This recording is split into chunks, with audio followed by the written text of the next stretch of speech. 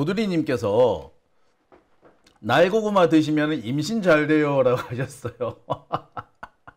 아니 제가 지금 나이가 몇인데 무슨 임신 타령입니까? 예, 참. 그러니까 날고구마를 먹으면은 이렇게 체력이라든지 스태미너 음식에도 스태미너 증진에도 좋다 이런 말씀이시겠죠? 네, 감사합니다.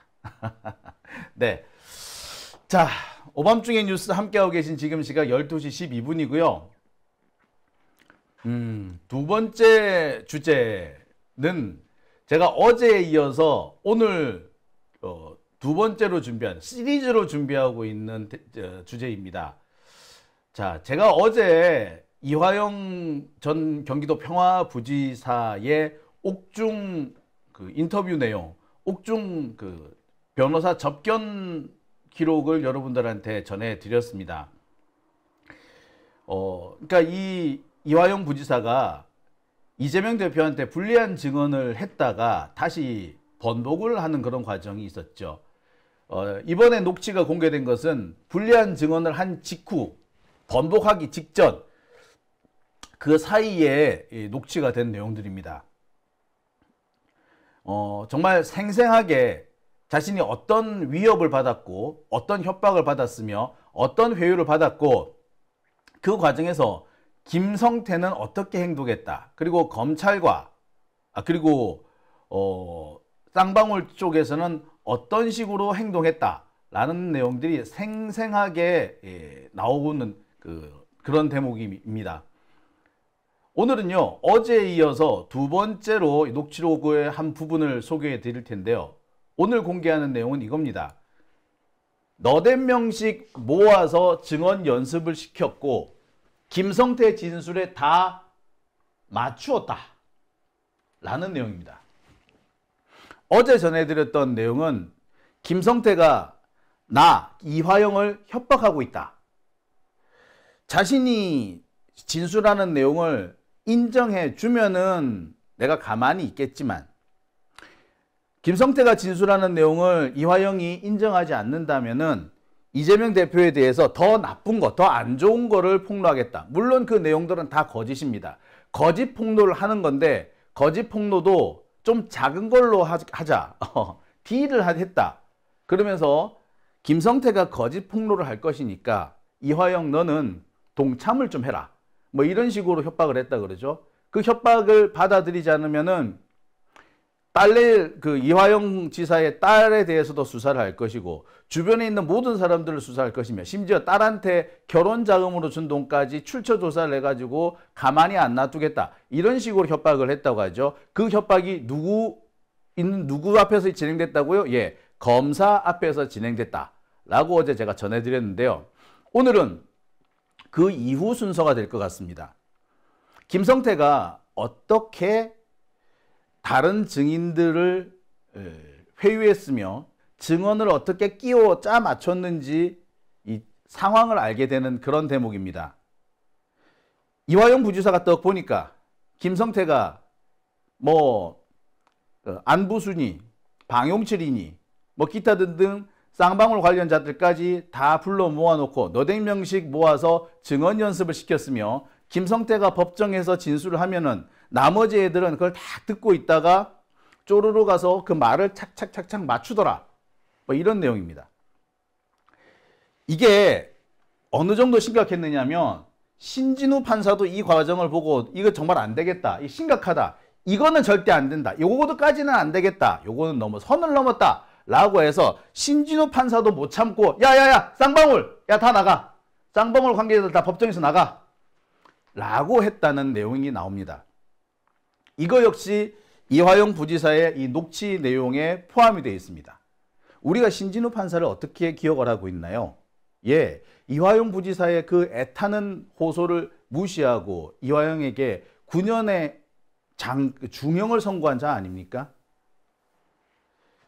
안부수와 김성태와 방용철의 진술이 일치했다는 이유로 다른 증거가 하나도 없는데 진술에 신빙성이 있다면서 그 진술만을 가지고 이화영에게 유죄 판결을 했던 아주 나쁜 판사 아닙니까? 근데 그 나쁜 판사조차도 야 이거는 좀 심했다. 야 쌍방울 더 나가. 라고 할 정도였어요. 그 정도로 진술을 끼워 맞추기 위해서 온갖 노력과 수단과 방법, 꼼수와 나쁜 짓을 했었다라는 거죠. 그게 신진우 판사 눈에까지 들어왔고 참다 야 안 되겠다. 야 쌍방울 관계자들 다 나가요. 라고 할 정도였다는 겁니다. 자, 오늘 제가 이렇게 어느 앞에 있는 것과 뒤에 있는 것 썸네일을 어떤 걸로 할까를 두고 조금 고민을 했어요. 그래서 너댓 명씩 모아서 증언 연습을 시켰다. 요걸로 할 것인지 아니면 신진우도 이거는 도저히 못 참겠다 라고 해서 쌍방울 관계자들을 내쫓았다. 요걸 할 것인지 이게 언뜻 판단이 서지 않았을 때 두 개를 다 만들어 봤습니다. 제가 방송 끝날 때까지 고민한 다음에 둘 중 하나를 선택하도록 하겠습니다. 자, 두 번째 주제. 이화영 옥중 폭로 녹취 공개. 신진우 판사도 이거는 못 참았다. 쌍방울 관계자들 다 나가. 김성태가 검사실에서 너댓 명씩 모아놓고 증언 연습을 시켰다. 김성태 진술에 모두 다 말을 맞췄다. 제가 준비한 두 번째 주제입니다. 자, 오늘 제가 공개하는 이 녹취록은요, 2023년 7월 12일에 녹음이 된 겁니다. 김형태 변호사, 김성태 아니고요. 김형태 변호사, 법무법인 덕수고요.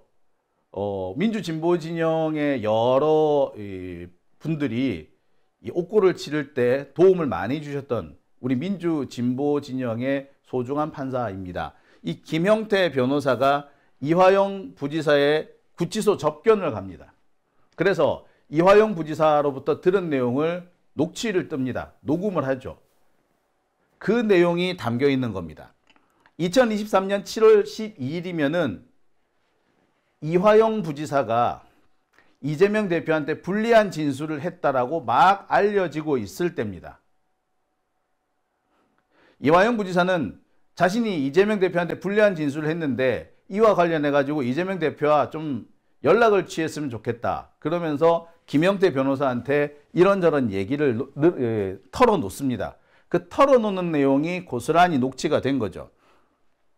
그러면서 이화영 부지사는 내가 왜 이재명 대표한테 불리한 진술, 그것도 거짓말을 해야 했는지를 설명합니다. 김성태가 이재명 대표에 대해서 거짓말로 불리한 진술을 해버리겠다. 대북 송금뿐만 아니라 변호사비 대납이라든지 또는 권순일 전 대법관에 대해서 로비를 했다든지 기타 등등 이런 얘기를 터뜨릴 거다. 자, 이게 싫으면은 대북 송금 부분만 인정해라. 딴 거 없고 내가 다 진술할 터이니 이화영 너는 내 말이 맞다. 요런 얘기만 한마디 해주면 된다. 구체적으로 뭐? 이화영이 김성태한테 이재명 대표의 방북에 대해서 좀 신경 좀 써달라 라는 취지로 부탁을 한 바 있다. 요 얘기만 해주면 된다. 네가 이 얘기를 해주면은 이화영 너한테 대해서도 내가 선물을 줄게. 뭐? 네 지금 뇌물죄, 정치자금법 이걸로 지금 들어와 있는데 이거 내가 증거를 안 내든가 진술을 안 했구만. 그러니까 이재명한테 다 뒤집어 씌워. 그거 하나면 돼. 자, 구도가 참 비슷하죠. 이재명 대표와 관련된 모든 재판, 대장동 재판도 그렇고요. 선거법 재판도 그렇고 위증교사 사건도 그렇습니다. 옛날에 있었던 검사 사칭 사건도 마찬가지. 이재명한테 다 뒤집어 씌우면 돼. 이재명한테 뒤집어 씌우면 너는 빼줄게. 이런 식의 회유와 협박이 진행된 겁니다. 이화영 부지사가 고민을 한 거예요. 아무리 거짓말이지만 김성태가 이런 식으로 나오면은 얘 말을 조금 톤 다운 시켜야 될 텐데 그러면 내가 딜을 할까? 라고 속아 넘어갔던 거예요. 속아 넘어간 상태에서 김형태 변호사를 만납니다. 김형태 변호사한테 사실 김성태가 요런저런 협박을 하길래 내가 어쩔 수 없이 넘어가가지고 요렇게 진술을 가짜 거짓 진술을 했습니다. 이재명 대표한테 이거 어떻게 좀 얘기를 해야 될 것 같아요. 이렇게 전하는 대목이죠. 김형태 변호사는 이 얘기를 듣고 무슨 소리냐. 하면 했다, 안 했으면 안 했다라고 해야지. 검사와 딜을 하기 위해서 안 한 걸 했다? 이거는 곤란하다. 검사들이 그런다고 기소 안 할 것 같냐? 안 한다고 해놓고 다 하더라. 내가 숱하게 봤다. 한 거는 했다. 안 한 건 안 했다고 하라. 그렇게 조언을 합니다. 이 내용이 고스란히 기록돼 있는 거죠. 그 내용이 바로 이번 공개된 녹취록에 대한 겁니다. 즉 이화영 부지사가 이재명 대표한테 불리한 거짓 진술을 하고 자기 나름대로 또 고민을 하는 그 상황. 아직까지 다시 재번복을 하지 않은 상황. 그러니까 이화영 부지사의 부인이 남편의 법정에 찾아가서 이화영 정신 차려 라고 말하기 전입니다. 그리고 이 얼마 뒤에 김영태 변호사는 나 저기 이화영 변론 못하겠어 라고 하고 그만두고 나가버려요. 자, 그러니까 소위 말하는 검찰 측에 넘어가 있을 때, 이화영이 넘어가 있을 때 녹음된 겁니다. 자, 제가 여러 번 말씀드립니다만 김성태는 계속해서 이화영한테 협박을 합니다. 뭐라고?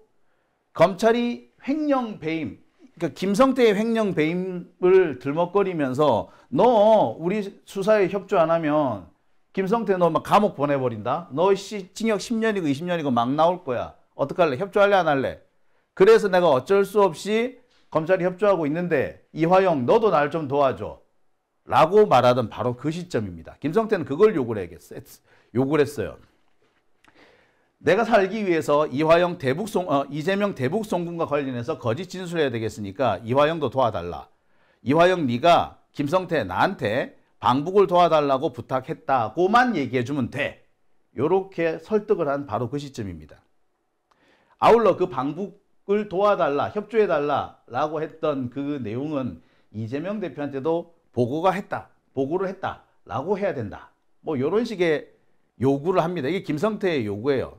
그러면서 협박도 합니다. 내가 지금 하는 말에 협조하지 않으면 이재명 변호사비 대납했다라고 거짓 진술을 할 거다. 권순일 대법관한테 로비했다. 이런 거짓 진술도 할 거다.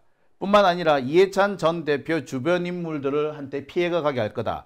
그리고 이화영 너 딸 있지? 니네 딸 결혼했지? 최근에 그 결혼 자금 관련해서도 내가 가만 안 했을 거야. 라고 협박을 했다는 겁니다. 자, 그래서 이화영 부지사가 이 협박에 넘어가죠. 그리고는 김영태 변호사를 만나서 내가 실은 이렇게 넘어갔는데 어떻게 하면 좋을까요? 라고 조언을 구합니다. 어제 제가 공개한 대목은 바로 협박을 받았다는 내용이고요. 오늘은 어떻게 진술이 조작되었는가?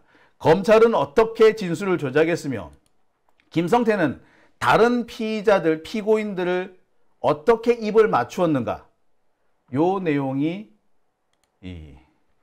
오늘 여러분한테 전해드릴 녹취록 내용입니다. 자, 녹취록 내용 지금부터 하나씩 들어보시겠습니다.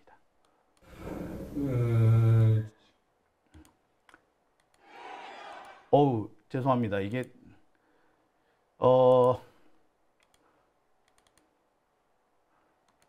내용이 좀 잘못됐네요. 장면이 자, 여러분 제가 조금 죄송합니다. 여기 있네요. 제가 지금부터 오늘 준비한 녹취록 보여드리겠습니다. 방송사고 죄송합니다. 제 생각에는 김성태의 이런 거짓 폭로죠. 거짓 프레임에 의한 폭로인데 어쨌든 이것을 좀 작게 가려면은 이재명 지사님한테 지금 관련된 김성태가 하겠다는 게 아까 말씀드린 몇 가지가 있는데 그 중에 이제 현재 현출된 게 스마트폰 대납했다. 방북비용 대납했다 이거 있잖아요. 뇌물과 관련돼서 아직 기소는 안 돼 있는데 이걸로 관련돼 가지고 이재명 대표를 기소를 거의 메이드한 것 같아요. 메이드 해가지고 걔네들 갖고 우리 경기도 공무원들 한 4-50명의 조서를 받아놨고요. 그리고 저희들이 그동안 경기도에서 회출된 모든 문서를 다 해가지고 마침 어제 그 변호사님 측에서 안 오셨던데 매일 오시다가 어제 김성태 증언을 들어보면은 완전히 꽉 짜져 있어요. 와, 어떻게 이렇게 소설을 완벽하게 짰을까 싶을 정도로 어떻게 우리 서민석 변호사님이 야, 이 빠져나갈 구멍이 없게 만들어놨네. 이렇게 걔네들이 뭐 김성태 진술과 주변의 진술을 다 맞춰가지고 뭐 3인 성호도 그런 3인 성호가 없죠. 뭐 한 30인 성호를 만들어가지고 다 만들어놨어요. 핵심이 뭐예요?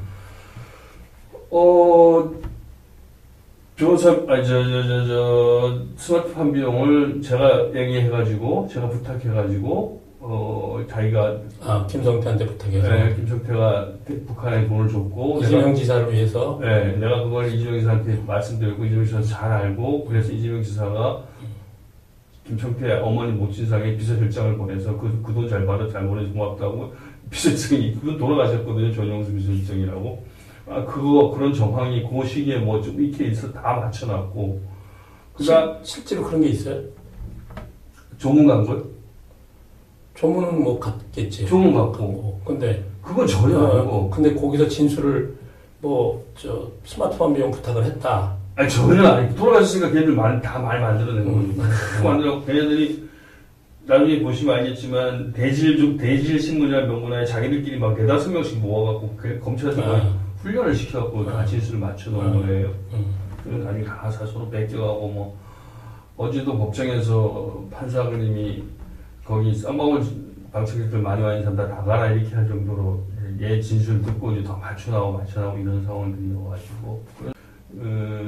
제 생각에는 김성태의 이런 뭐, 거짓 폭로죠. 거짓 프레임에 의한 폭로인데, 어쨌든 이것을 좀 작게 가려면은, 이재명 지사님한테 지금 관련된 김성태가 하겠다는 게 아까 말씀드린 몇 가지가 있는데 그 중에 이제 현재 현출된 게 스마트폰 대납했다, 방법비용 대납했다 이거 있잖아요. 뇌물과 관련돼서 아직 기소는 안 돼 있는데 이걸로 관련돼 가지고 이재명 대표를 기소를 거의 메이드한 것 같아요. 메이드 해가지고 걔네들 뭐. 우리 경기도 공무원들 한 40-50명의 조서를 받아놨고요. 네. 여러분 잘 들으셨죠? 자, 이런 내용이 지금 포함이 되어 있습니다. 어제 전해드렸던 내용과 연결시켜서 생각해 보면 검찰이 도대체 무슨 짓을 했는지 어느 정도 드러납니다.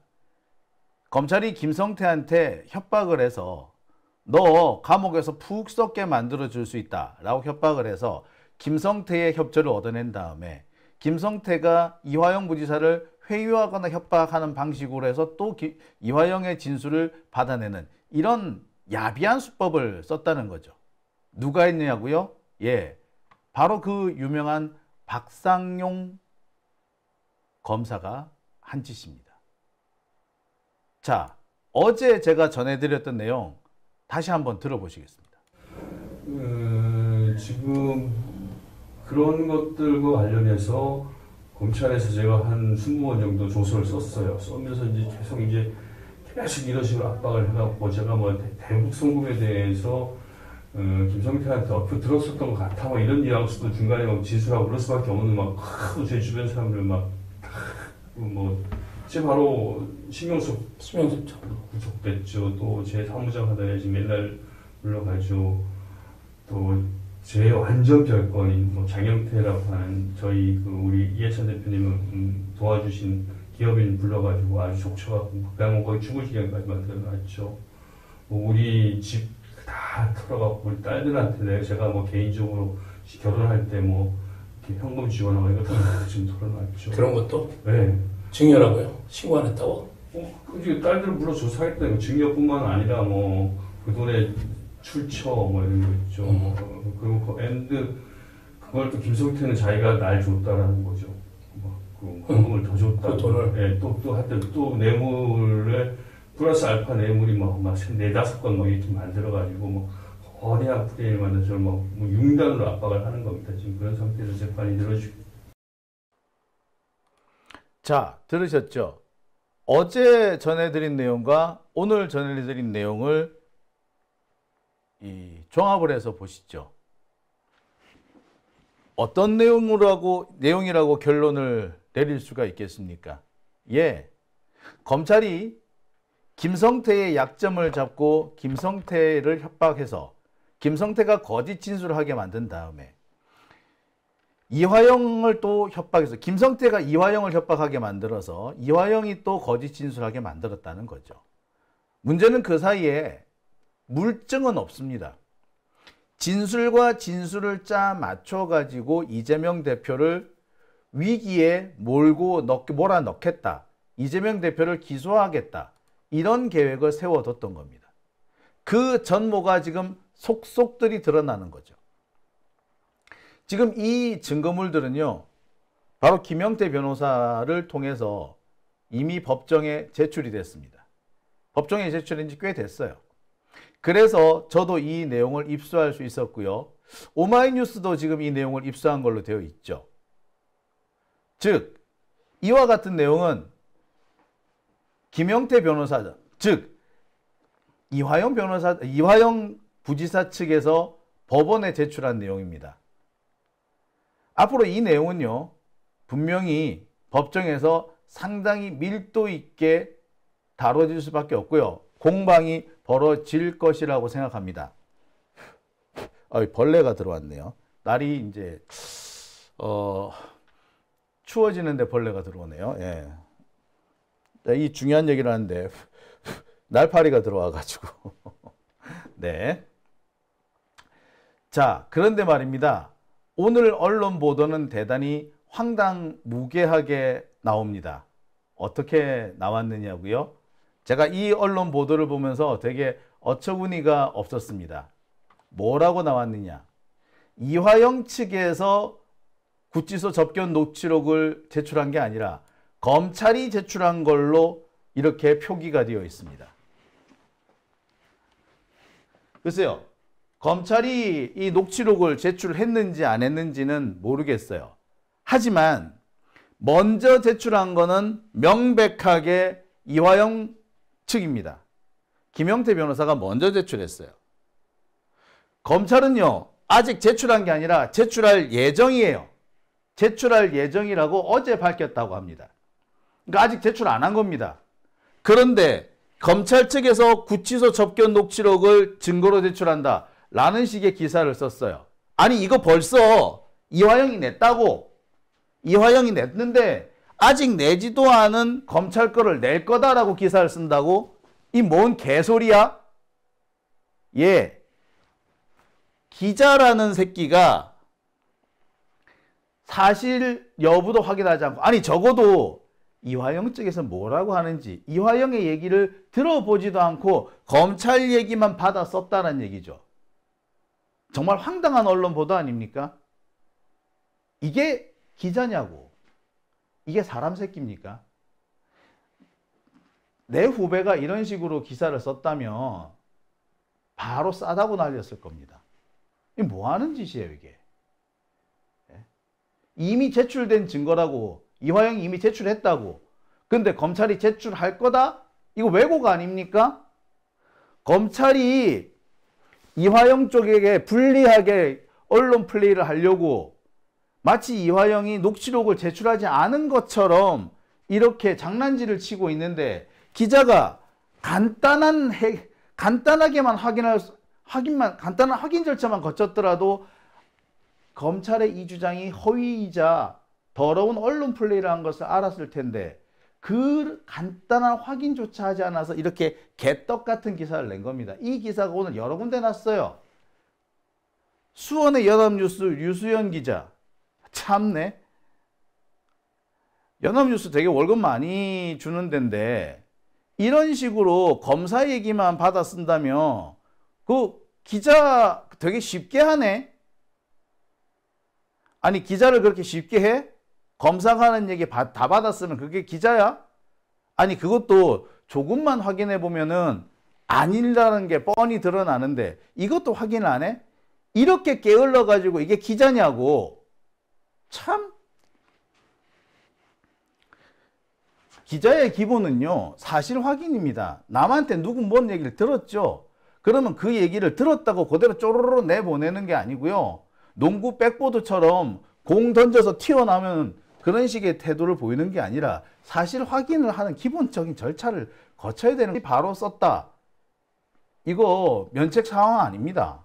검사 말을 믿고 했다? 검사 말을 왜 믿는데?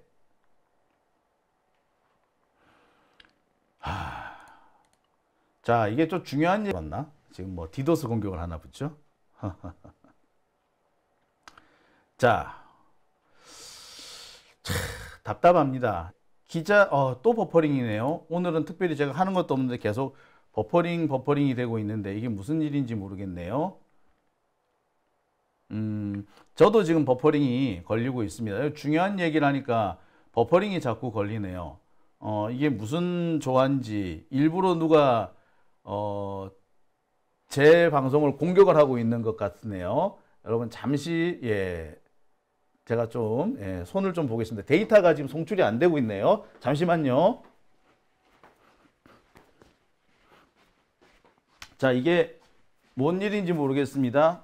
지금 별도로 쓰는 데이터도 없는데 갑자기 이 방송이 버퍼가 걸리면서 데이터 송출이 중단되고 있네요. 자, 갑자기 버퍼. 지금 다시 제가 다 재입장을 했습니다. 이게 뭔 일인지 모르겠네요. 지금 데이터 송출이 중단되고 있습니다. 아이고, 이게 뭔 일이야.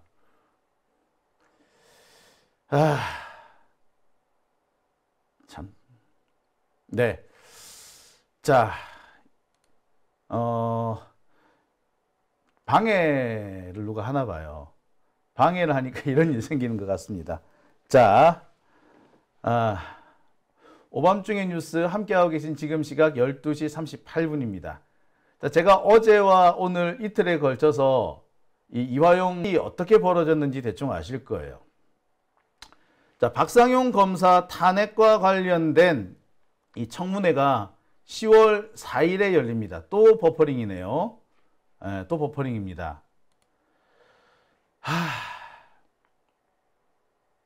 자, 박상용 검사 탄핵과 관련된 청문회가 10월 4일 국회 법사위원회 주최로 개최가 됩니다.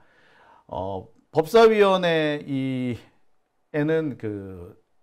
이 법사위원회 청문회에는요, 박상용 검사뿐만 아니라 이화영 부지사도 증인으로 출석할 예정입니다. 김광민 변호사, 김현철 변호사도 출석할 예정입니다. 박상용은요, 지금 유학 갔다라는 핑계 삼아서 지금 국내에 들어오고 있지 않습니다. 박상용 일부러 빼돌린 거죠. 검찰이 탄핵한다 하니까 야, 탄핵당하기 전에 일단 외국 나가 있어 라고 도피시켜 준 겁니다. 도피 유학을 보내준 거였죠. 자, 오늘 공개되는 이 내용들 아마 국회 청문회에서도 다시 아마 공개되지 않을까 하는 생각이 드네요. 동시 시청자 수가 갑자기 절반 이하로 뚝 떨어져 버리네요. 야, 갑자기 왜 이런 일이 생기는지. 버퍼가 연속으로 3번이 걸렸습니다. 3번 걸리는 바람에 이런 일이 생기네요.